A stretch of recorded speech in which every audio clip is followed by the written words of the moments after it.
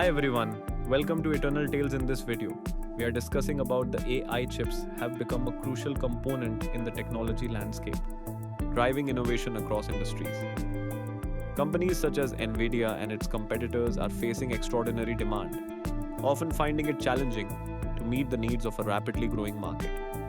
These specialized processors are the backbone of advanced AI models, enabling breakthroughs in business applications, cloud computing, and even consumer devices. As the reliance on artificial intelligence continues to expand, the importance of these chips only grows, shaping the future of technology worldwide.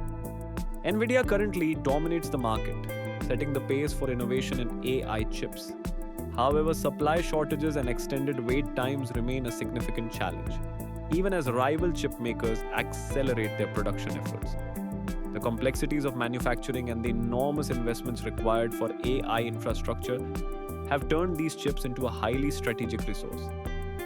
This shift is transforming the semiconductor industry, intensifying global competition, and prompting countries and companies to rethink their technological priorities. Like, share, and subscribe for updates.